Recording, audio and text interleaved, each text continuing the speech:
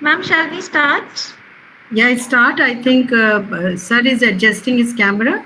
So by the time Juhi speaks, and I think I have already spoken. Julie, Yes, please take Juhi, the please lead. start. Yes. Thank you, ma'am. A very good afternoon to one and all present here. Welcome to this international webinar on conscious creations, infusing mindfulness into technology. This has been hosted by the Rekhi Amity Center for Excellence for Science of Positivity and Happiness.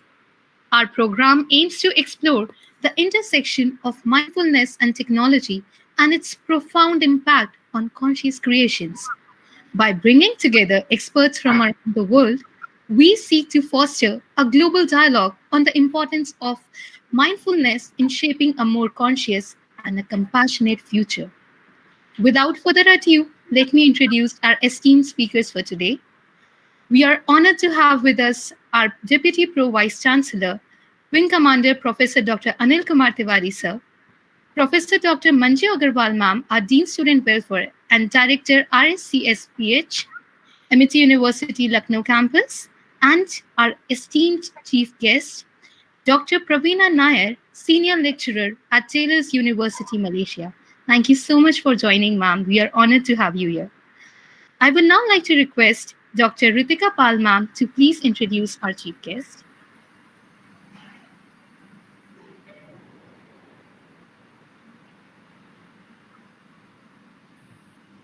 Before beginning, I will now like to invite uh, Dean Student Welfare, Dr. Manju Agarwal, ma'am, to please greet our audience.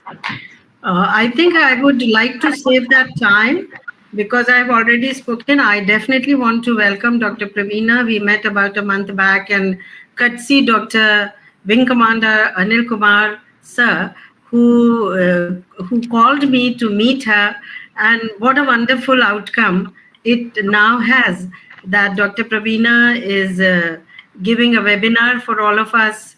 So thank you, Wing Commander Dr. Anil Kumarji, for introducing me to Dr. Praveena. And I'm sure we are going to go a long way because mindfulness definitely has lot of scope to be in the present, to remain in the present. And once we are in the present, we can deal with our sadness, guilt, shame of the past, and anxiety and fear of the future. Because present is always good. And to deal with the present, we have all the capacities and capabilities to deal with the present. It's only the future and it's only the past which bothers us. So mindfulness teaches us how to remain in the present through various techniques, and I'm sure Dr. Praveena will be practicing some of the techniques, and everyone is so much interested in hearing you, Dr. Praveena. So the stage is for you, and before that, I think Juhi has someone else to speak on. Thank you very much. Thank you so much, ma'am, for your insightful words.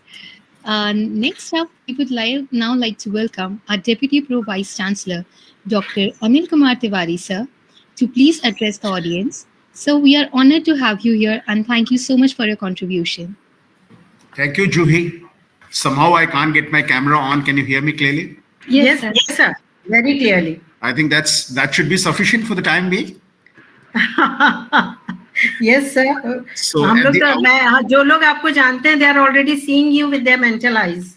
Right. So at the outset, a very warm welcome to Dr. Praveena Rajendra for this wonderful talk on conscious creation, infusing mindfulness into technology. And all the members of the MindSpark Club and the faculty members and the students who have taken time out to join this important online webinar, international webinar. We are extremely delighted to host you online, Dr. Praveena. We had a wonderful interaction with a team from Taylor's University.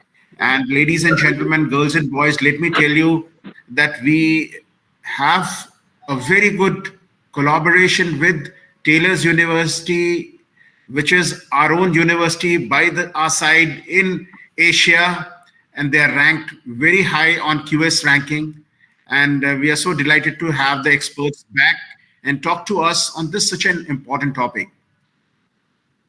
Someone said, you create your own world by your thoughts. And of course, we live in a world of millions of possibilities. You meet people on the way, you really don't know them. And now actually your thought and your processes decide as to the relation would continue as a friend or as a rivalry or as anything. Having an open mind, having a positive mind goes a very, very long way in not only making a good reality, but a positive, rewarding world around us. So how we can actually achieve it? Can it be done? Yes, it can be done. That's what our Science of All Happiness is about. And we recently inaugurated a Center of Happiness, Rekhi Amity Center for Happiness in Amity University, Lucknow campus. And we were proud to have the study of happiness sciences being done in a very, very objective manner. Towards this, I would like to congratulate Dr. Manchu Agrawal and other colleagues, Dr. Ritu, and all our colleagues who were associated and who participated. I think this webinar is a step in that direction. So I look forward to a very welcoming talk on this particular subject and greater insight, which can be very useful in building happiness, in building a better surrounding in the university for our faculty, for our student, for more positive outcomes. Thank you very much. And I really appreciate for calling me over online for this part. Shortly, I'll try to be available on camera as well. Over to you, Juhi. Thank you so much, sir. Thank you so much. Thank you so much, sir. Thank you so much for your enlightening address, sir. Your insights have been really valuable, and thank you so much for joining, sir. Now I would like to request our Ritika Pal ma'am to please introduce our speaker, and thank you so much for joining, ma'am. Thank you so much, Juhi. And thank you so much, Deputy Pro Vice Chancellor sir and Manju ma'am. And I am thrilled to introduce to our audience Dr. Praveena Nair Shivasankaran. She's an experienced academician with a PhD from University of Malaya, a high-impact research grant recipient with Q1 papers recognized globally. She's a certified train the trainer recipient of Malaysia's Women Leader from the World Women Leadership Congress. She is a winner of multiple International Innovations Award, a self-driven, focused, and highly motivated with a go-getter attitude, an excellent communicator, and a TEDx speaker. She has undertaken teaching and teaching-related duties such as design, preparation, and development of teaching materials as well. She's also the recipient of Innovation and Excellence in Water Purification from Global Architect Summit 2019. She is also a winner of multiple awards in the 10th World Innovation Olympics for Mobile. And it is my delight to have her and for all our audience with this beautiful, I would say, her title, Conscious Creation, Infusing Mindfulness into Technology. So without further ado, I would give the dais to our guest, Dr. Praveena, and it is all over to you, ma'am. Thank you so much. Thank you very much, Ms. Ritika, for the wonderful introduction. I would like to thank, first and foremost, Prof. Anil Kumar for the opportunity. If not, if we hadn't met that day and if you hadn't connected me to Dr. Manju Agarwal, this opportunity would not have been possible. And as for that, I sincerely thank you. Thank you very much, participants, audience, for allocating your time for this talk. And although I believe in physical presence, a talk can be delivered in a much more meaningful manner because we are connected in that particular space. Nevertheless, I will, to my level best, try to make this webinar as interesting as possible. And I hope by the end of this session, you will be able to take at least an iota of some good things that you can possibly practice in your daily life. But before I continue, may I request whether feedback, whether you guys can hear me loud and clear from there? Is there any sort of static interruption or things like that? Am I audible? Yes, Yes, very ma'am. much. Yes, ma'am. Very good. Visible Thank you. and audible. Thank you so much. Thank you so much. Okay. So I thought of introducing something a little different this time. Talking about mindfulness is a practice that we all know. Mindfulness is to be at the present moment. So this time around, I thought of probably trying to see where exactly mindfulness is applicable. And since when during my visit to Amity University, Lucknow, we spoke that we are from the School of Engineering and things like that. I thought I would like to put mindfulness into the engineering perspective, or in a broader sense, the technological perspective. How can we actually utilize mindfulness to come up with creations, conscious creations, and where is it applied? So as we progress along this presentation, there will be quite a number of terms being introduced, digressed upon. And if you have any questions, I probably would keep your questions till the end of the presentation, and maybe we can have a more interactive session in a probably towards the end of the presentation.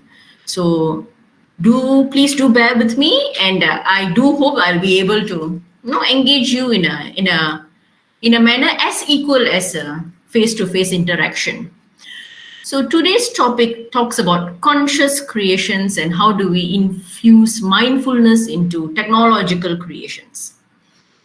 So before we go on further, I believe the first thing that we should talk about is mindfulness. And mindfulness came from this great land of Bharat. As I'm always very, very proud to say that out loud, and because my ancestry is also from that great land, and I had a great time being there. So that's a different story altogether. Let me talk about the anecdote that's given by Swami Vivekananda on mindfulness. What exactly is mindfulness? It may sound as something so huge, a huge monumental feat for us to achieve. But in fact, it is not that case.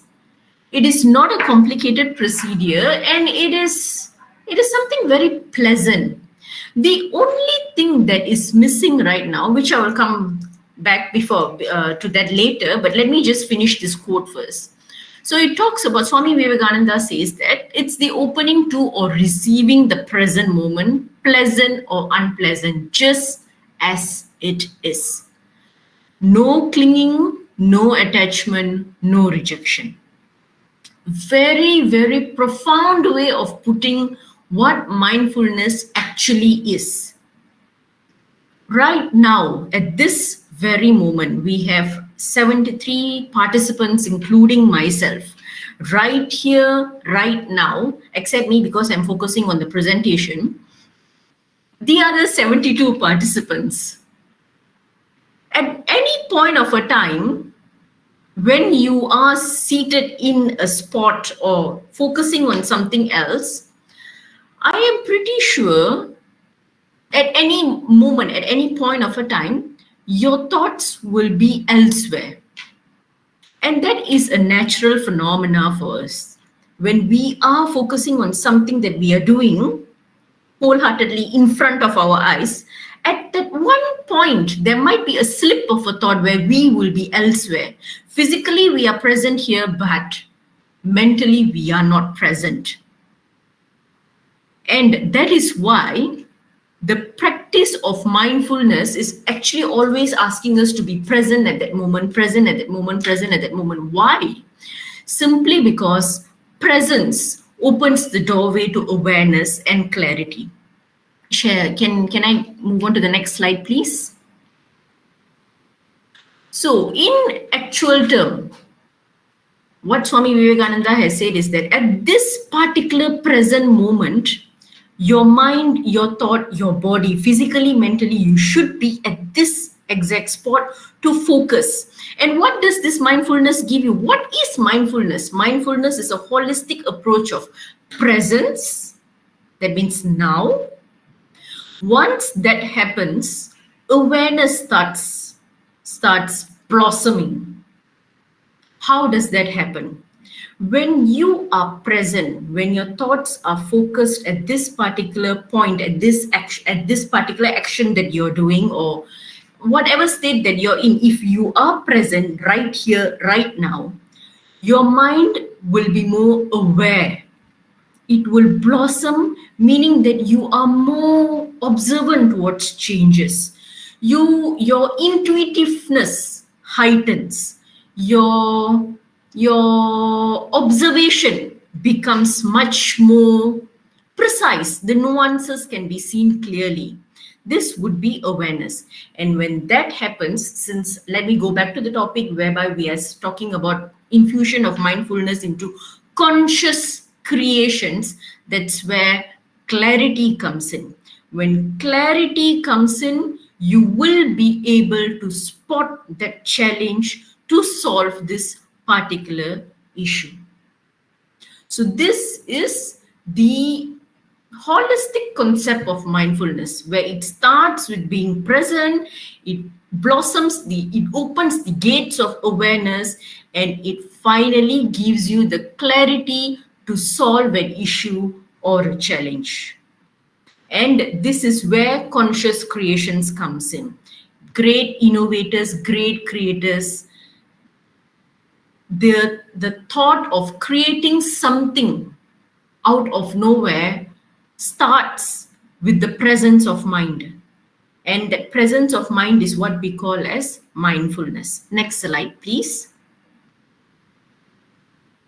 So before we move on further to the practices, let's just digress a little bit on historical inventions. Mindfulness in historical inventions. I found this a little bit interesting, and I would just like to share what I found with all of you. Next slide, please.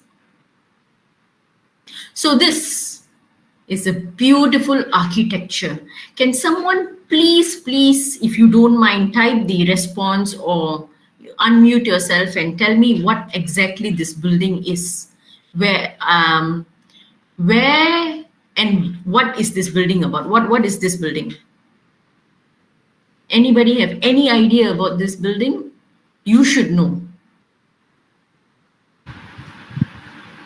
Mama, actually, no idea. Okay. Anyone else? Somewhere in the south. Let me guess it. Maybe ma'am, Konark Temple. Who said that? Janki. Yes, it's the Konark Temple. Thank you very much. Thank you, ma'am.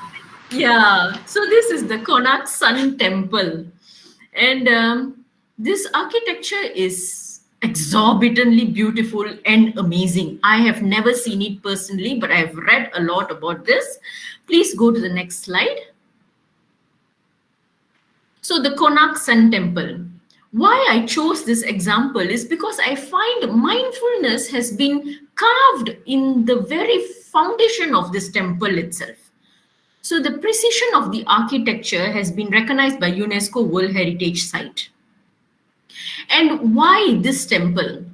I thought of finding an example about conscious creations and things and mindfulness, and this temple actually aptly fit this observation. Why this Konark Sun Temple, mindfulness cast in stone? Simply because the design itself is in alignment with nature. So I believe you guys know better. This Konark Sun Temple, what is the beauty, the uniqueness of it is it, you can read time through it. It's a sundial concept, a chariot with a sundial concept, which means that it precisely can tell you time. And the architecture, the way it was constructed is so precise that it is accurate even though it has been there for many, many centuries, which is like, wow, it's amazing. And these were the times where there was no AI or ChatGPT or Google or whatever knowledge that we have this There's so much of noise that we have right now. We never had it at that time. And this architecture, due to its precision, due to its way it was being constructed, still stands strong till today, still gives us that very strong, very, very precise timing. So other than that, other than this architecture that I'm talking about, there are more things here, which the explanation that I've given here is a little bit more metaphorical, but please bear with me, see whether this makes sense to you or not. Okay. So why mindfulness cast in stone? The sundial here is a symbol of the inner experience. When I wouldn't know what was there in mind for those people who have actually created this Konark Sun Temple, but in my personal opinion, looking at the sundial as a symbol of the inner experience, because by each movement of that clock, we are trying to be aware of our inner experience. We have to be aware of our inner experience. That means, what thought are we processing? What is it that's going through our mind? I see the sundial as that kind of a symbol. So when you are actually casting this particular structure, that each minute movement must have been precisely calculated, precisely measured geometrically, or however way they've done it. So the amount of precision in this architecture shows how mindful were the people in constructing such a structure, right? So, and also, of course, if it's the inner experience that we are looking at, also, of course, present moment awareness is already there, because you are aware. The shadow of the sun, now how beautifully it follows the alignment of the shadow of the sun. Present moment awareness. One more, impermanence. Impermanence means everything that is there is not permanent, as in it's a very temporary experience. So as the shadow moves, it also, the sundial also moves accordingly. So this talks about all experience will never last. There's no such thing as a permanent kind of a concept. So even that has been taken into construction, into mind, whereby when the dial moves, it moves alongside with the shadow. And of course, all this comes into the bigger picture of mindful construction. So that is why I thought of using this Konark Sun Temple as an example. This is conscious creation.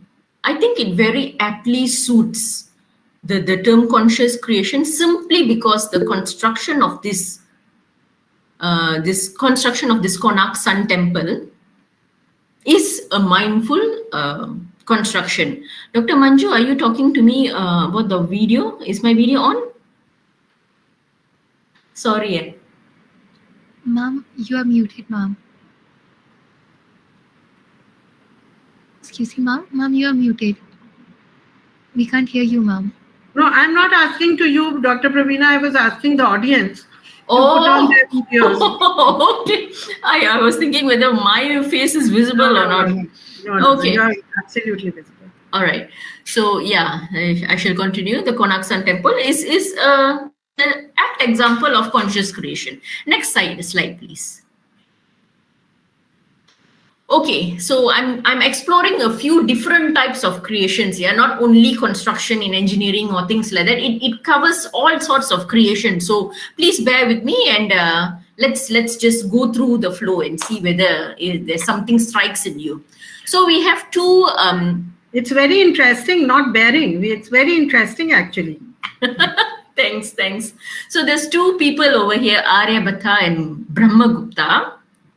So anyone has any idea what kind of a creation they came up with? These two scholars, Vedic scholars.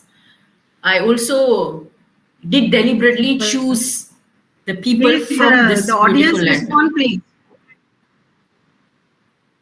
Anyone from the audience, you can unmute yourself, or you can drop your Either write or unmute yourself. Yeah. Dr. Madhu, anyone can respond. So Aryabhat was a mathematician, I think, right? Very good, very good. Mathematician, and Yeah. Brahmagupta was also a mathematician. But what exactly was their creation that has changed the interface of the entire mathematic world? Zero, the creation of zero. Perfect. Thank you so much. Gave the creation of zero. Thank you so much. Yes. Aryabhat was for creation of zero and Brahmagupta was for creation of, I guess, gravity. Okay, so that piece of information is new to me as well. The reason why I'm sorry, the reason why I compiled both of them together was... I do not know, but maybe Brahmagupta coined the term Gurutva Akarshan. That was... That piece of information is also very new to me, madam. I'm so sorry. I only took these two mathematicians simply because they are the ones who created zero. Aryabhatta is the one who used zero as a placeholder, and Brahmagupta was the one who used zero extensively after Aryabhatta in calculations. He used it in mathematical addition and subtraction. So both of them are connected together because of zero. And when I read about this, I found this like, wow, very interesting. I have to share this. So yeah, these are the two wonderful scholars who gave us zero. And next slide, please, dear. Okay, so with this finding of zero, what has happened? Zero or emptiness, nothingness, blankness has been given a tangible value. That itself is a huge paradigm shift. So it has given us zero. It's a huge discovery, no? So what Aryabhatta and Brahmagupta has done, one person has used zero as a placeholder, another person has given zero that place in the mathematical calculation. So in this sense, meditation is equivalent to zero. Why do I say that? When we meditate, when we sit, we all talk about mindfulness, presence, awareness, clarity. Awareness and clarity comes after that. But mindfulness, that state of being mindful, what exactly does it mean? It simply means being zero. Does that make sense to all of you? Please stop me if you feel that I'm not getting my thoughts across clearly. But the very fact that meditation, which is also equivalent to abundance, which can also be equated to zero. And this has been given by those two beautiful scholars simply because they were mindful beings at the supreme level. This would be a bold claim, yet I don't think there's nothing to be refuted about it. Simply because the discovery of zero has left us with a legacy. Binary system came with the findings of zero. We have computing, we have all these codes and all these things. Zero is a very, very important number.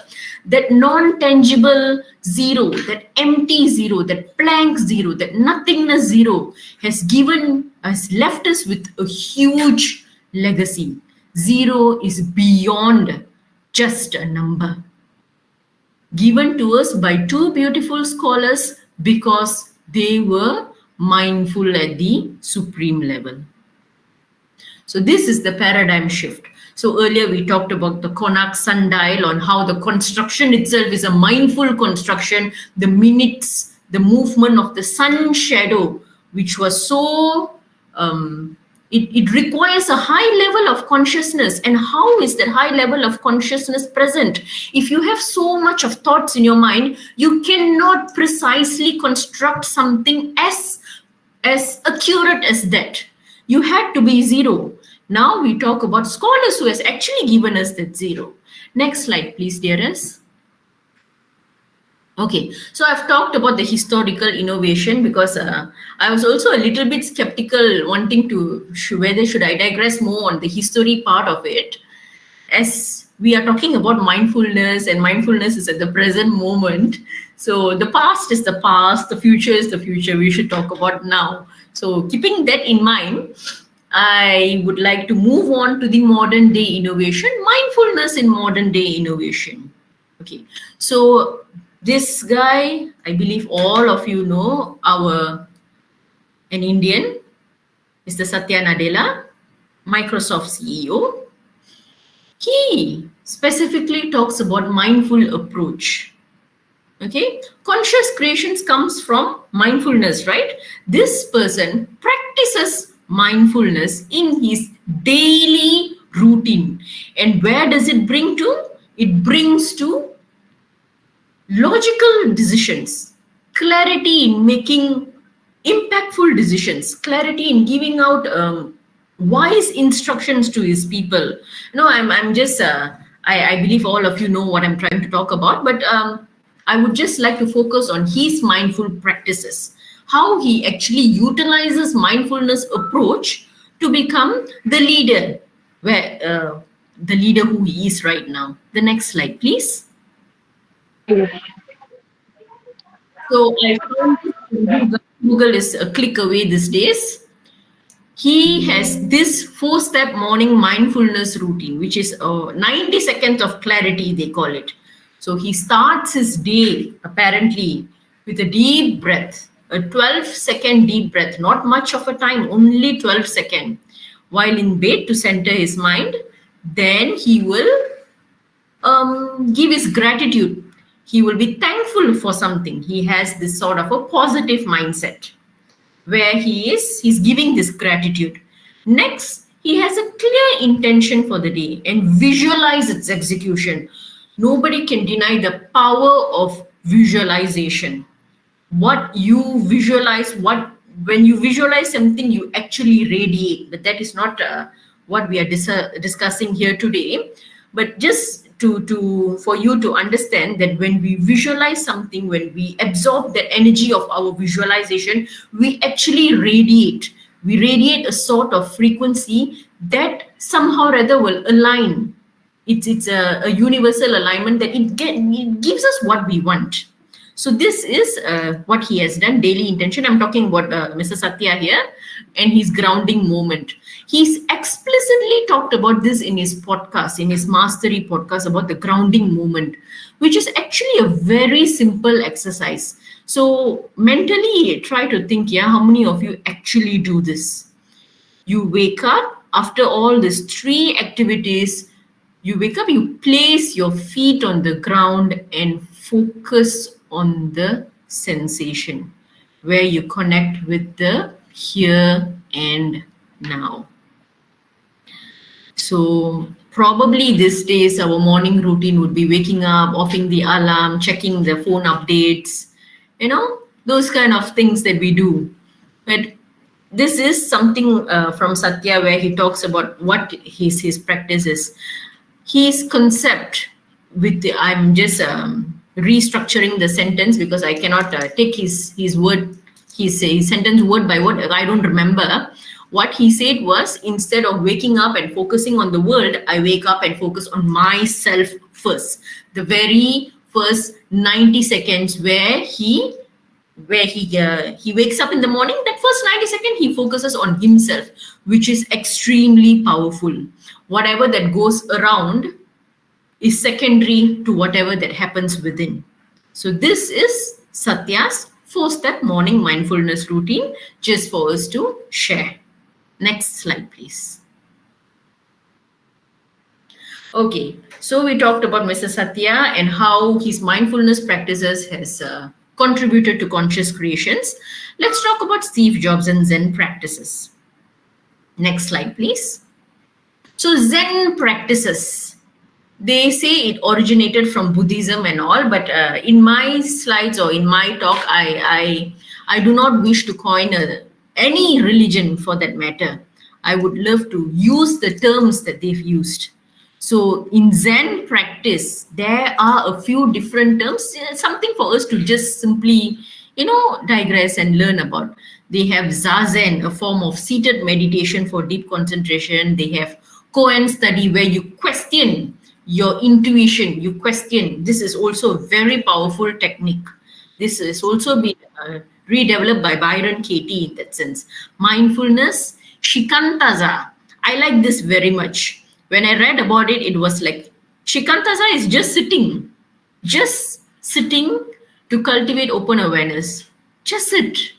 Simple, right? And then we have session, we have dharma talks and senzen. It literally what Zen does, which is mindfulness, is to practice a state of awakening. What does that mean? Mindfulness, awakening, being in the present moment. It requires sustained discipline, expert guidance. So it influences Japanese arts, emphasizing simplicity and mindfulness. So how does it influence Japanese art? When we are mindful, sometimes our ideas flow via music, via art, via literature. It's a beautiful thing that comes out in that empty mind when we practice all this. So these are Zen practices, just as an introduction. And Steve Jobs is a very strong believer of the Zen practices. Next slide, please. And since Steve Jobs, who is associated with Apple, who is also associated with Zen practices, he came up with his Apple iPhone and the art of subtraction. What is the art of subtraction? It is actually minimalism. I just put it so that it will be attractive in that sense, so that there might be some sort of a question mark, and I told you that in a webinar we have to make it much more interesting. The art of subtraction is actually just minimalistic approach. So what he has done in his Apple phone or in his softwares is that he has tried to minimize the clutter that is created in his device. The clutter is minimized. Next slide, please. I would like to read out what Steve Jobs has said word by word, so that it's actually a very, very beautiful thing that he has said. So he said that simplicity is the ultimate sophistication. We say it's simple, it's so easy to do, but according to Steve Jobs, no, actually this was a quote from Da Vinci, if I'm not mistaken. Simplicity is the ultimate sophistication. It takes a lot of hard work to make something simple. See how that happens is only when you're mindful, when you're aware, when there's clarity in your thoughts, you will be able to make something sophisticated simple. And that itself requires a lot of hard work, which is not possible if you are not 100% in that particular task. So to truly understand and the underlying challenges and come up with elegant solutions, it's not just minimalism or the absence of clutter. It involves digging through the depth of complexity. Only when you pry open, you reverse engineer this complex stuff, that's when you will get that aha moment. Oh, this is so complex. This can be simplified. This cannot happen if you do not have that presence, that state of mind. To be truly simple, you have to go really deep. You have to deeply understand the essence of a product in order to be able to get rid of the parts that are not essential. This is by the late Steve Jobs. So when we say simple, simple, simple, remember the thought process that goes behind making that thing simple. Only a person with much consciousness in his action, with mindfulness, with presence, with awareness, with clarity, will be able to come up with such a remarkable discovery. Next slide, please. So simplicity is focus on essentials, removing unnecessary complexity. Minimalism, valuing less, which provides more, and mindfulness enhances simplicity and minimalism. You take something complex, you simplify it. If you're mindful, you can even say you have taken a 10-step process and reduced it to probably a 6-step process. With extra mindfulness, with that presence of mind that you have, you can even reduce that 6-step to probably 4 or 2 steps. Just giving you an idea of how mindfulness can aid in all these things. Next slide, please. Okay, now another example. This is a modern day innovation as well, whereby mindfulness is infused to promote conscious creations. So we talk about Google. Google has this program called Search Inside Yourself. Very, very interesting. Let's relate back to what Satya has said. Satya has said when you wake up in the morning, instead of looking at Instagram or Facebook or phone or, looking outside, look within. So this is the exact program that Google has created, which is Search Inside Yourself. Next slide, please. So the Search Inside program is actually an emotional intelligence program. It works through mindfulness. Why they have created this program is to enhance employee well-being. Imagine Google has actually thought about enhancing the employees' well-being by infusing mindfulness simply because they understand the importance of staff's mental well-being, one thing, for staffs to be mindful. They know that being mindful makes your staff to be, it creates a much more productive environment, a productive workforce.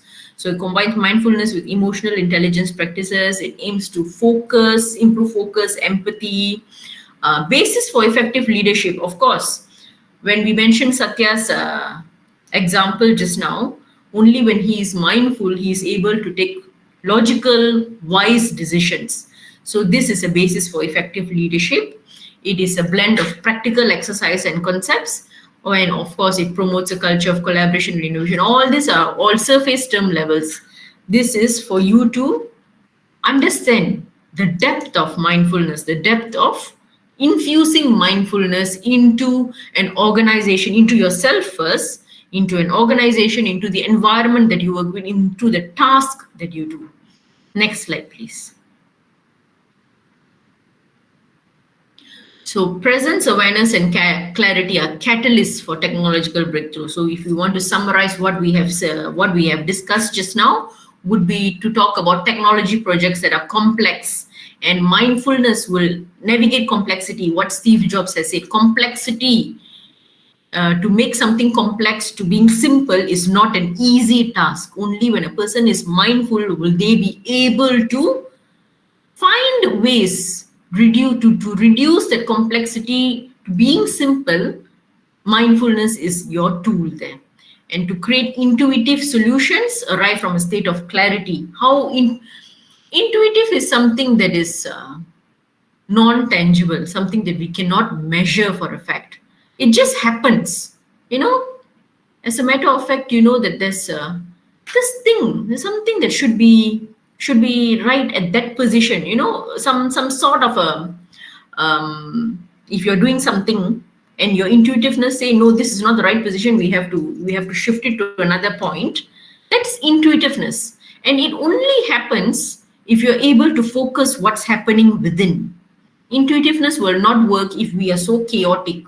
Sometimes it will come and dig and say, no, you're doing something wrong. But because we're so occupied with hundreds of thoughts in our mind, we fail to listen to that intuition. I think most of you can relate to this situation when sometimes at a point of a time when you think that something is going to go wrong, but you fail to listen to that inner voice. You think that, oh, this is nothing. You don't listen to your intuition because you're so busy with many other things in mind. And finally, turns out your intuition is correct. I think this is a relatable situation. So how do we listen or we create the intuitive solutions is when we are able to listen to ourselves. And how we are able to listen to ourselves when we have this presence, awareness, and clarity, in quotes, mindfulness, user-centric design. A lot of innovations that we have created, for some reason, has also caused problems. Right now, we are trying to reverse certain solutions that we have found. With mindfulness in mind, you have your user, your recipient at the end of your mind. So when we have that in mind, we the steps that we take towards that conscious towards that creation, towards that innovative product or innovative solution that we are coming up with, along the line, it will not interfere with the path of anything else. Right now, we have a lot of products or a lot of solutions that has probably caused an after effect that is almost difficult to reverse. If you want me to be clear, I can talk about plastics, some sort of an innovation that has been made to think about a cost-effective solution, probably. But in fact, the part where it's not biodegradable has not been thought about. So that's why this user-centric design is a process where we think about the end user, and along the way, what else is hindrance in that process, all that we will address before we go to that end user. Next slide, please. So we have talked about a lot of things: conscious creations, historical inventions, modern day inventions. We talk about this mindfulness process, how it has created remarkable inventions. Let's go to the part of addressing this mind or the thoughts that play in this mind. So this is something that I came up with, which is called Catch the Thought, a favorite framework of mine, catching the thought. When you think about something, your ideal, in this situation, okay, let's just use driving as an example. You think about something. Has the thought ever actually stopped there? No. The thought will branch out, lots of branch, and then there's leaves, there's fruits, everything come out from there. One thought will lead to another thought, another thought, another thought, another thought. Then towards the end, because driving is such an autopilot kind of a mechanism, you will not know what was the first thing that you were thinking about. It just goes as a branch, and then at the end, you don't know what were you thinking about. That's how thought works now. Those who are very deep in thoughts, we say that. Yeah. So this analogy, catch the thought, is to catch that thought before it branches out to so many branches. You just catch the thought, put it in, catch it, stop. Remember, mindfulness is zero.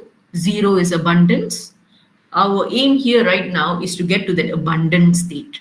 So that's why it is important for you to catch the thought. So let's go through some sort of a visual exercise here. Next slide, please. Okay. So thoughts. We talked about catch the thought. Let's talk about the thoughts. Where does it come from? Two truths and a lie. This is actually a game that tests perception. I will give you 3 statements and you have to detect which is the lie. But since this is a online session, I will not be able to see your reaction. So literally, this is how the game will go. I will give you 3 statements about myself. Probably I will say that not a Malaysian, I hate cats, I'm not a vegetarian, something like that. I'm not playing this game here because or else I will have to ask you to raise your hands and all that. I like to catch the participants when they are face to face with me. Right now, everybody has turned off their videos, so I can't see your reaction. So never mind. So this is how it's been played. So I will come up with 3 statements, and then you have to detect which is the truth, which is the lie. And when this happens, when I give you these statements and you have to detect the truth and the lie, what happens initially in your mind is that you will start thinking, you will start creating perceptions about me. Maybe this person said this about herself, maybe it's not true, maybe it's true, maybe it's not true. Things like that. This is creation of perception, creation of preconceived notion, the start of the creation of an unnecessary thought. You get what I mean? This is supposed to be a guessing game, but the guess comes with a preconceived notion. You will form a perception about this person. You will form a judgment about this person. So say, for example, if I say I don't like kids. So this was one statement that I threw out in a workshop. Out of all the 3 statements, I said I don't like kids. And one lady just said, no, the I don't like kids is not a correct statement about you because you're a woman. You woman surely will like kids. And I was like, are you sure? Why? Why that statement came up? Why? I'm not saying that women should not like kids, men should like kids. I'm not going into that debate. But the statement itself, women should like kids. Is it true? Is it really true? What if it's not true? Am I a bad person if I say it's not true? Right. So there's so many things that comes here. You come up with a preconceived notion and you say, yes, women must like kids. So when you say you don't like kids, it's a lie. It's definitely a lie. Duh. We wouldn't know, isn't it? So all this is the thought process that comes in my mind. So let me just digress the thought process. Yeah, the person has listened to my statement. The person process it. The person say, she's a woman. Okay, she's a woman. She's saying this. If she's a woman, then she must like kids. No, she said she don't like kids. How? Can you understand the layers of the thought process here, which is totally unnecessary. So this is actually the objective of this game, to see for you yourself to observe your thought process. When we speak it out loud, then you will understand, wow, there's many layers here. What I actually thought about was actually a seed, but then it grew into a tree. So this is the objective of the game. Like, please. Okay, so this is another game as well, but since I cannot see your faces, let me just explain how does this game work. So this is one person sitting at a jetty or something, right? Maybe one of you, or maybe a few of you. There are 75 participants. Wow, thank you so much for your time. 75 participants. At least one or two of you. Can you either unmute yourself or type in the chat box explaining or just saying in one sentence, what is this person doing? Contemplating. Contemplating. Thanks, Dr. Manju. Anyone else? Please put on your videos. I think all of you are listening very carefully.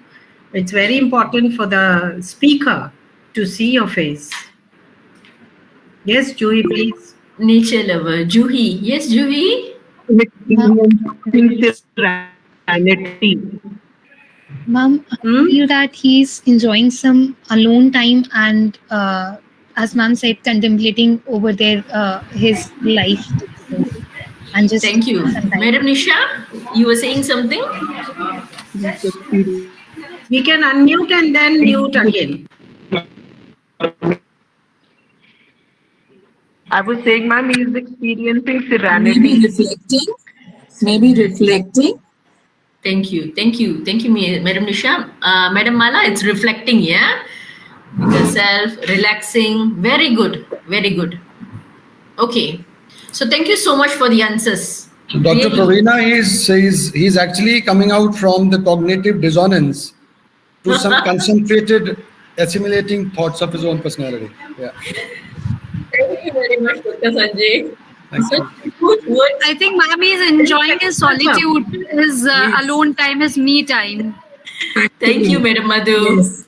Be with oneself, he's with some. Thank you, Madam Janagi. Thank you, Dr. Kanika. Did I get the name correct? I'm so sorry if I mispronounce all your Dr. Kanika. Yes. So thank you so much. Thank you so much for the answers. Okay. So mostly all positive comments, yeah, that he's enjoying himself, but one question, can you see his face? No. No, ma'am. Okay. Yeah. So the silhouette looks somewhat like a male, right? What if it's a female? Male. Right. Male. Okay, fine. Okay, so that is obvious. I should get a darker silhouette after this. So even in this process, we have come up with a preconceived notion, right? Yeah, everybody is saying that he's enjoying himself and all these things. What if he's, just for the sake of discussion, yeah, please don't shoot me at the foot later. What if he's contemplating suicide? We never know, isn't it? never He's know. sitting at the corner, at the edge there. One push, he goes inside. We wouldn't know, as a matter of fact, right? So these are all preconceived notions. Sometimes sitting in solitude thinking about life. Yes, probably Madam Vaishnavi is thinking about life. Maybe, what a life. I'm so depressed. We don't know. We can never. One thing that we have to understand, everyone here, regardless whether it's your child or your spouse or your parents, your siblings, it is a known fact that you cannot get into one's mind to know exactly what they are thinking at that particular point of time. Absolutely. So we assume that we know a lot of things, but our thoughts is only for our own self. Our assumptions, our thoughts, our thought process, our thinking, our preconceived notion, it is no one else's, including the closest of your relationship. We can say that I can hear your mind voice. There's no such thing. Can you actually hear a person's mind voice? Please tell me if you found a device like that. There is no such thing as listening to another person's mind voice. A person can be completely normal to you. Your child can be completely normal, saying that, no, mom, I do not have any problems today at school and all that, and after a few months you may come to realize that he's actually a bully victim. He's unable to share things with you. Those real life scenarios that can happen. That's why it's always to, when you want to approach a challenge or to tackle a situation, you should always go with an empty mind, mindful, zero, nothingness, equivalent to abundance. It's actually a beautiful concept here. So yeah, this is another one more exercise to just give you some sort of an awareness on how actually the mind thinks, how we are so occupied with our preconceived notions, assumptions, thoughts, and evaluation and judgment that we sometimes fail to see it is what it is. The reality is just there. What makes it complicated is the thoughts that comes into our mind. Thanks, Ms. Madhu. Reflective consciousness. Very good. Thank you. Next slide, please, dearest. Okay. This is nice. So, Garima. Hi, Madam Garima. I see that you have raised your hand. Would you like to say something?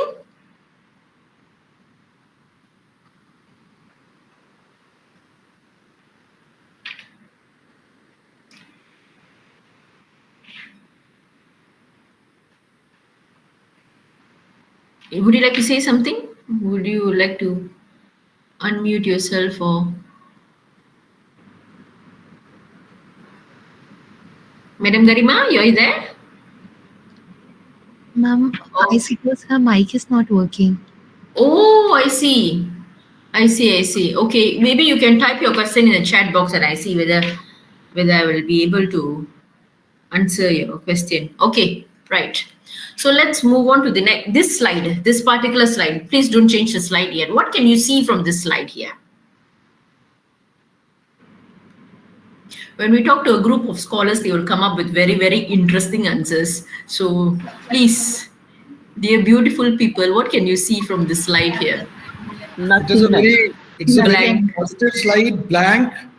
Anything in white, spreading peace and tranquility can be written on that. Very good. Thank you so much, Mrs. Sanjay. Thank you so much.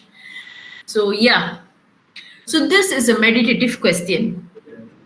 A meditative question that asks you about what is that comes across your mind a second before a thought is being produced.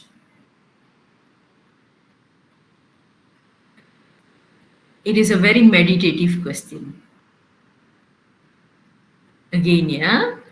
What is there in between two thoughts? What is there? What exists between a thought, where before a thought is blossomed, or before a thought is born, what is present there? Nothingness, ma'am. I would say a gap. Correct. Minute. Gap, nothingness. Another thought. In between the two thought, Piyush. One thought, another thought. In between the two thought. You will only be able to answer this if you go into that empty state. Ma'am, just like zero was invented, between two thoughts, it could either be a placeholder for the other thought to set in, or we could treat it as an entity, that emptiness. Correct. Exactly. In fact, before the two thought, the one in between is actually empty. Before the thought even takes place, before the root branches out, before the thought is even born, there is an empty space. This is the goal of mindfulness when we try to meditate or when we sit in that conscious presence. We are trying to get into the empty state, that blank nothingness, that void. And that void is actually abundant. When you keep on focusing in that void, in that nothingness, in that empty zero state, you will slowly see that that abundance, that nothingness is actually engulfing your whole thought process, engulfing your whole mind. And it gives you that blank space where if you're comfortable and you sit with it longer and longer, it gives you so much of for me personally, I wouldn't like to use huge words on awakening and things like that, because I am not in an awakened state just yet. To be very honest, being in an awakened state is way beyond just for a normal human being, normal daily activity kind of a situation. That 90 seconds four steps of mindfulness morning practice, that emptiness, that huge void space, after some time when you open your eyes, it gives you that refreshing feeling. It gives you that sort of a, like a mind yoga kind of a thing. It gives you that sort of a sense of clarity. It feels like you've taken a bath. Your mind has taken a bath. Your mind has taken a refreshing shower.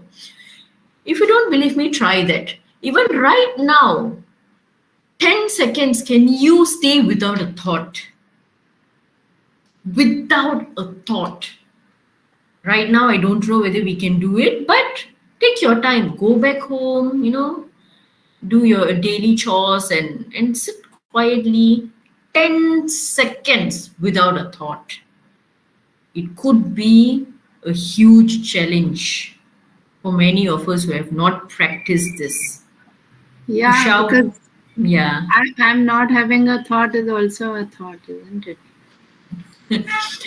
When you are not having the thought, say for example, you're being blank. After a few seconds, you say like, is this true? Am I in this state? The question comes up, then gone. That blank space is gone already. We tend to question ourselves. Initially, that's how it works. When we try to be in that blank space and then okay, I'm in the blank space. Even that question comes in and then it goes off. That blank state is gone. That's why it's the biggest engineering feat is to actually control this mind. We are an engineering marvel as well. We are a technological marvel, which we fail to acknowledge, which we fail to see actually. We are a technological marvel, and to control this self itself requires years and years of practice. So yeah, next slide, please. Okay, so I found this very interesting poster on the understanding of your daily source of energy. So there are energy givers or energy drainers. There's another term for energy drainers, which is energy vampires. So what exactly is draining your energy here? You detach from nature, no life purpose. I will give you the slide later on if you would like to have this as a reference. Comparing and enjoying, copying others are energy drainers. Why copying others are energy drainers? This is quite interesting. Even the fact that we are copying others gives that some sort of a palpitation. When we are copying something, some sort of a subconscious palpitation happens here. So this is also an energy draining thing. Correct. Fear, overworking, playing small.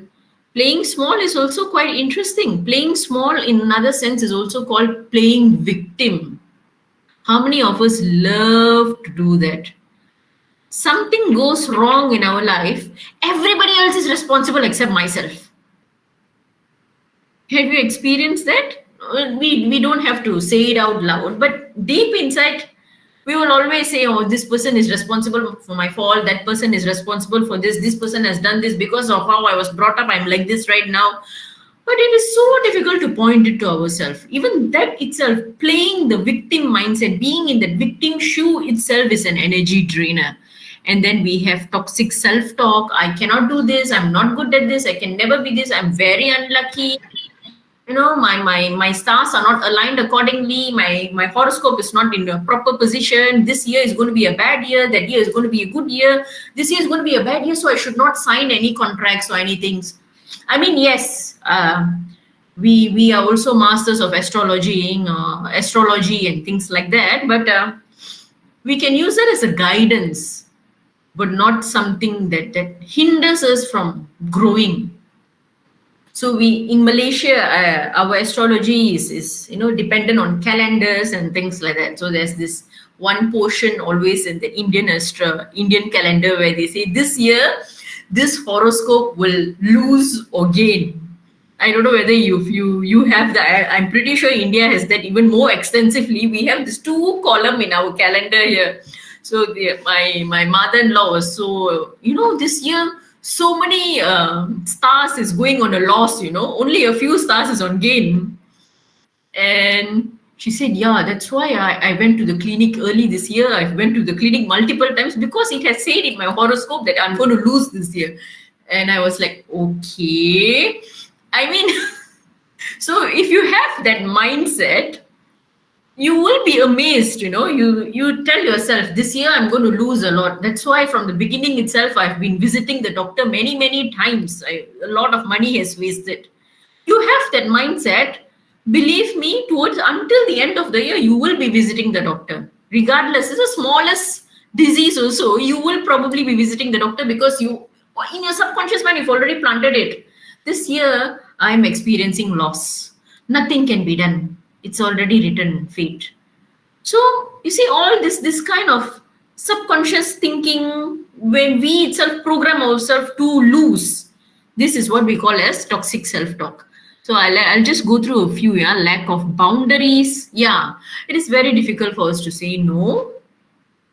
So one very huge weakness for many of us, because we feel indebted. We feel sometimes we don't say no because we are indebted. We feel that if we say no, we are going to offend that person. Actually, this is based on what I've studied also. The fact that we don't say no is not because we are doing it for that person. We are actually doing it for ourselves. We love to be in that victim mentality. We love to have the self-pity, and that gives us some sort of a satisfaction. So that's why we do not have boundaries. Because when we say no, it creates some sort of a discomfort. And that discomfort probably will sever our ties with that person. We will not get the favors. We may hurt that person, but internally we also feel a little bad. But it's actually a temporary thing that we can talk about later. But it is mainly due to our satisfaction. We cannot say no because we want to feel good. I have done a great deed by helping this person, although I'm very busy. See, I'm such a great person. With all my tasks, I'm helping someone else. So this is one thing, lack of boundaries. So let's go into energy givers. Connecting with nature obviously is a huge way to be positive. Spiritual development, smile and laugh. The power of smile is so underrated. Simplicity, simplify life. Instead of traveling to one point and another by taking a long route, take the shortest route. Positive relationships, relax and rest, see good in everything. In fact, if I would like to rephrase this, don't see in anything. Don't see anything in anything. Does that make sense? What I meant to say is, if something happens, it happens because it happens. It happens because it is what it is. It is a bit ridiculous for us to see positivity in everything that happens. Sometimes the thing is bad, it's bad, that's all. But the aftermath of it is acceptance. When you accept the thing that has happened for what it is. As a matter of fact, somebody has his son shot. It was a random bullet. You cannot see good in everything. You cannot go and console the person saying that, you have to see the good in everything. He will give you a tight slap. The only thing that happens here is it has happened. Why, what, where, we never know. The universe has its own set of laws. Questioning it will not give us peace. It is what it is. This is probably something that we can discuss further. Self-love and practice, healthy lifestyle. Love yourself first. Love yourself before loving others. Yes, Miss Mala, you have a question? No, I don't have a question. I was just wanting to say that I think we need not be judgmental or opinionated about anything. We need to take it as it is. That's what I think you're also implying.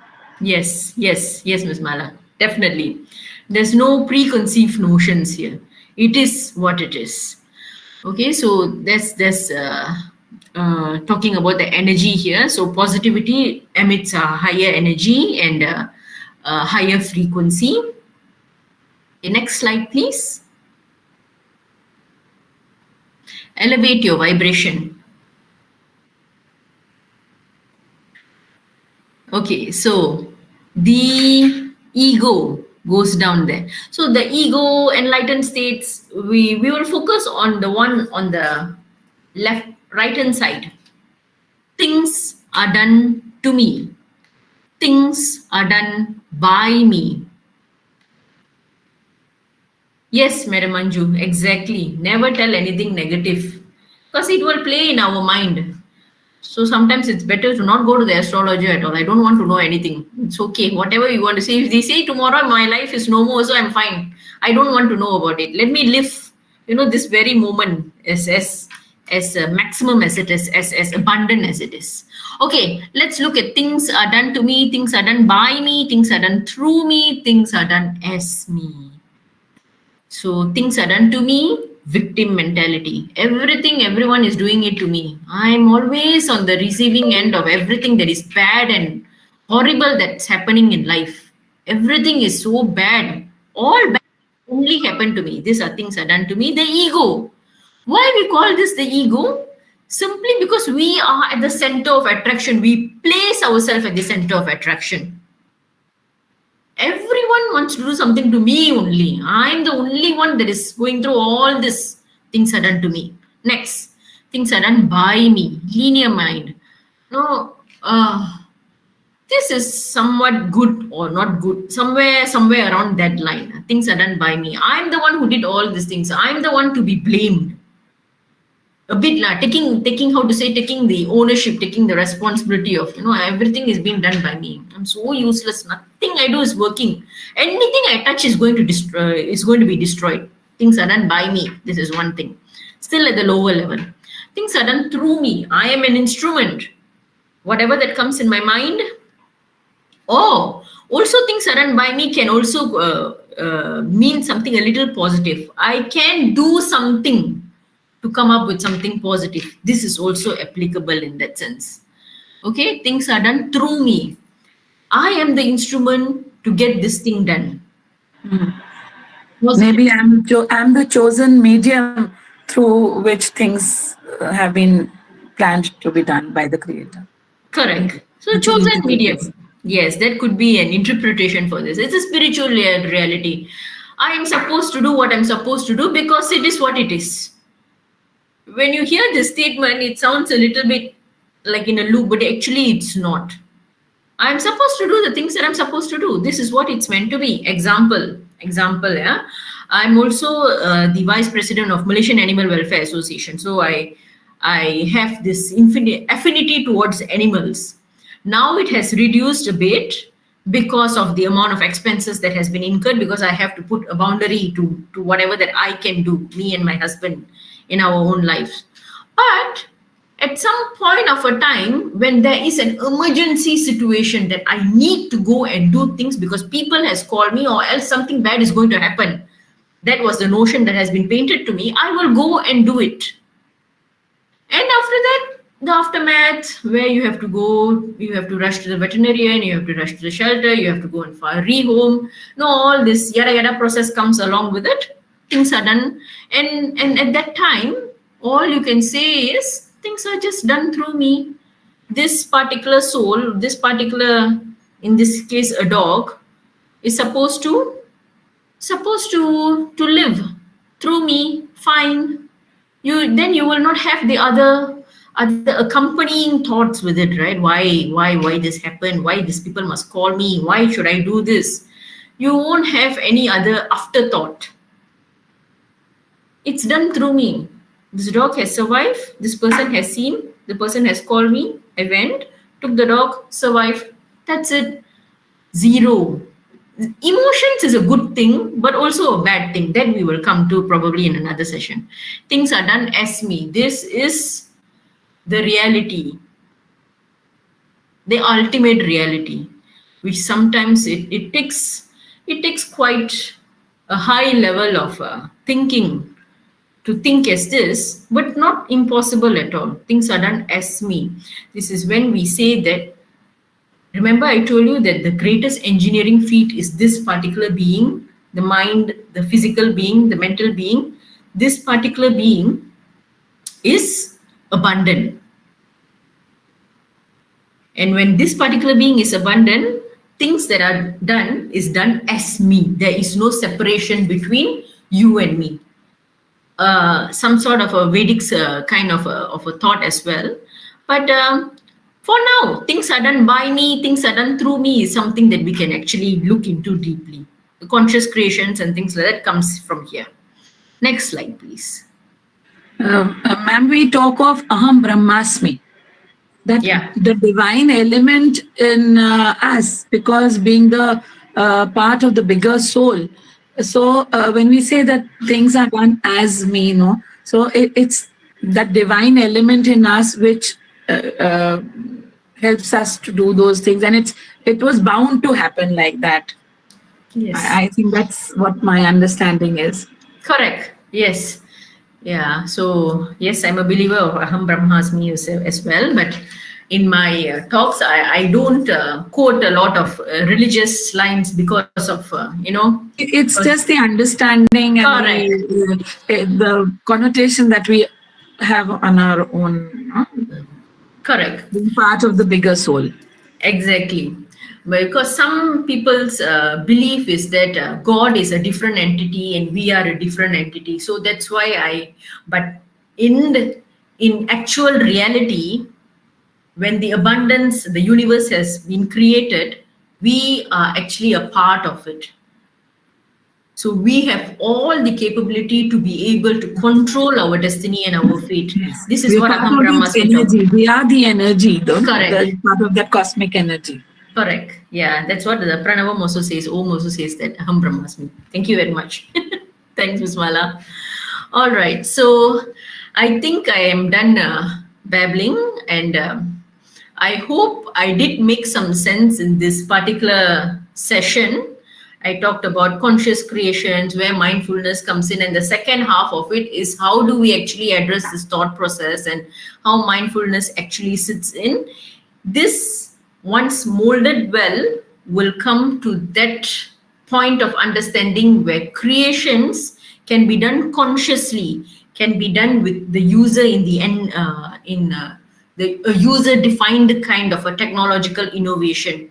How mindfulness actually helps in effective leadership. So the second part was just a small practice on how we can regulate our mind and thoughts. The first part is talking about our theme, which is conscious creation, mindfulness in technological developments. So yes, so I guess I'm at the end of my session. The next slide, please. If you have any questions to ask me, you can type it in the chat box or you can unmute yourself. Can you please go to the next slide? So this is a tiny, weeny, simple feedback form that I've created. Thank you very much, Madam Piyush. I hope I made sense. Actually, there's a lot more things to talk about in this. I've just taken. Okay, Dr. Kanika. How to we just take a photo of it? Yes, please scan the QR code. Okay, scan karna hoga. Okay. Okay. Dr. Kanika, can you please unmute yourself and can help people with a disability? You mean people managing the disabled people or people who has the disability?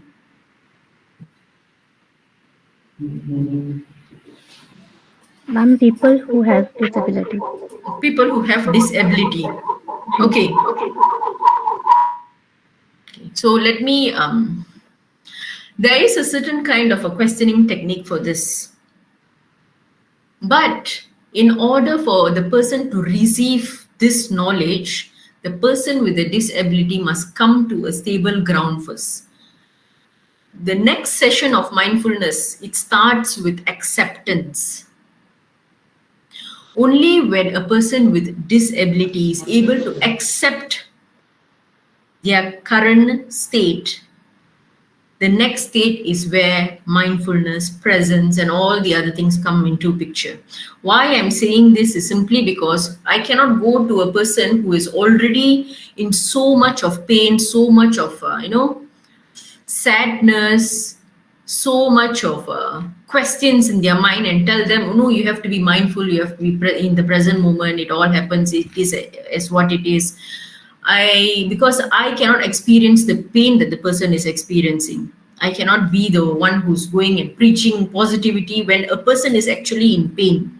So the first step before even going to mindfulness is to cultivate, to nurture that person to be able to accept his present state. This would be, then later on we can go to the mindfulness stage. But before mindfulness, come back to this acceptance.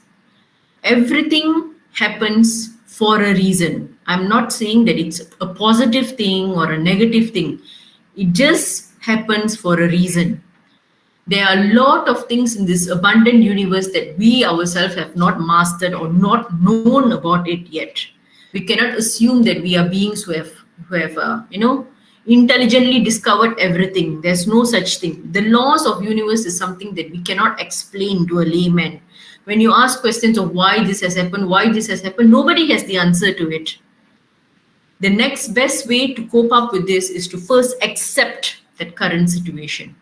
Be open, accept, open your heart, open your mind and accept your current situation. Then we can go on to mindfulness. It's the first pre-step of mindfulness, Dr. Kanika. I hope I answered your question.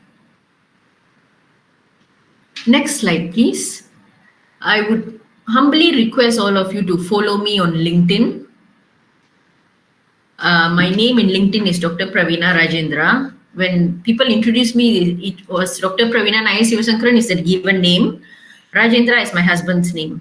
So as astrology and things like that, if I believe in it, Rajendra, my husband's name, is a very lucky name. You know, that Kings, Rajendra Chola, I kind of like it.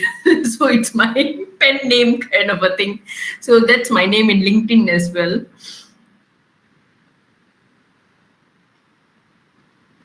Do you have any other questions? Any other questions anybody can? Even if you do not want to ask me here right now, you can always ask me via LinkedIn.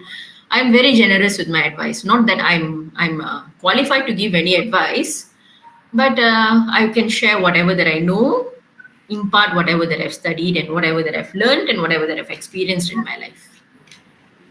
It was so interesting, Dr. Praveena, and I have filled the feedback form also. That's exactly what I was doing just now.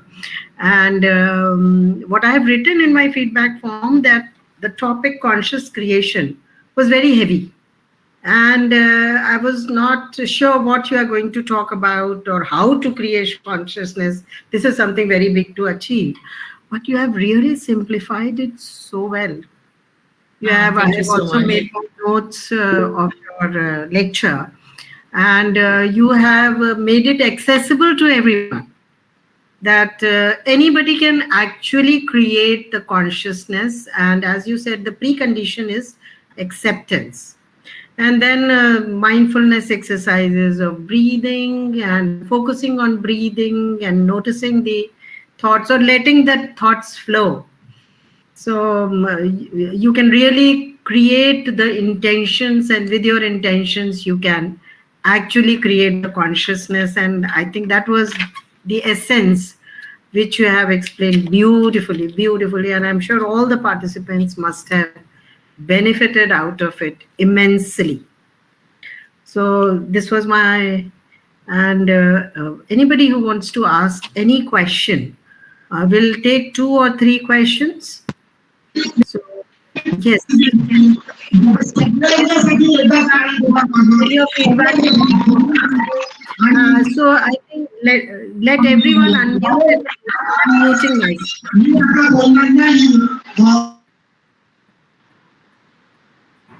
Thank you so much, everyone, for the kind words. Thank you so much, Dr. Manju, for inviting me.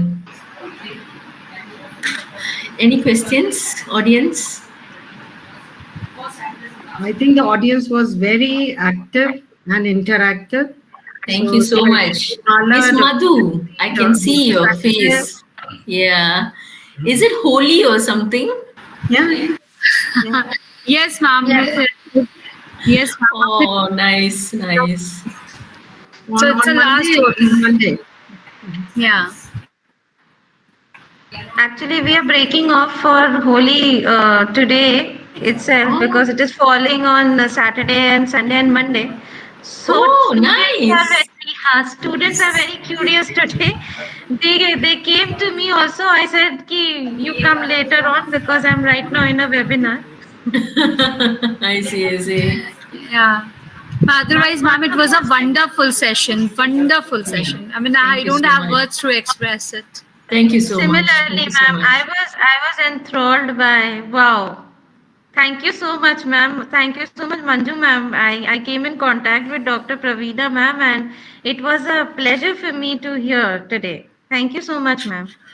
Thank you so very, very much for your feedback. Thank you so much. Thank you so much, Dr. Praveena. Thanks a lot. Thanks a lot. Thank you so much for joining, ma'am. I would like to take this opportunity to extend my heartfelt gratitude to you for this enlightening session, due for this really interesting topic. The first attraction was the title of the topic. It was so inspirational and so unique. And after joining, it has been a great session so far, ma'am. Thank you so much for being here today. Thank you, Judy. Thank you, ma'am. I want to thank you for all the interactive activities and helping us think out of the box. And it was really inspirational. Thank you so much, ma'am. Thank you so much. Thank you, ma'am. I would also like to thank our Dean Student Welfare, Dr. Manju Agarwal, ma'am, for hosting this seminar. And now I would like to request Dr. Ritika Pal, ma'am, to please deliver the vote of thanks.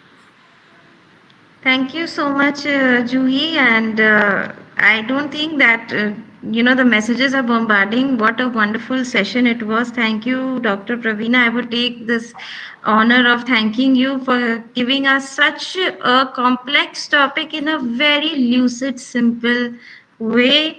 Consciousness in a very simplified form, and making us understand where we are and what we are doing, and how mindfulness is so important in the forms of creation, not just in technology, but all forms of creation. And whatever you have with your examples, with your I would like to say wonderful PPT. I'm a fan of your PPT today.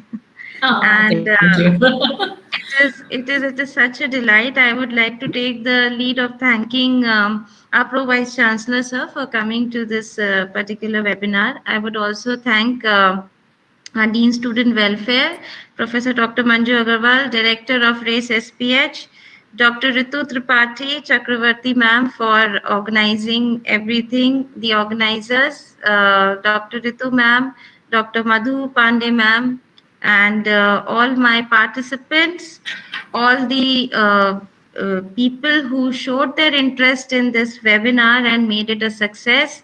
Amal for arranging all the technical hand, Faizan for creating such a wonderful creative, and Juhi for being our comparer for today. And that makes the show a great success. Thank you so much, everybody. And if you have any queries or questions, you can follow ma'am in LinkedIn, and she'll be more than happy to revert back with her answers. Thank you so much. Thank you. Thank you, everybody. Thank you. Have a great day, a very warm Holi, and thank you, everyone. Happy Holi, everyone. Thank you so much, organizers. Thank you, Dr. Manju, Ms. Ritika, Juhi, and everyone who has participated in this webinar. I'm glad to have such an interactive crowd. Thank you so much. Thank you. Happy Holi, everyone.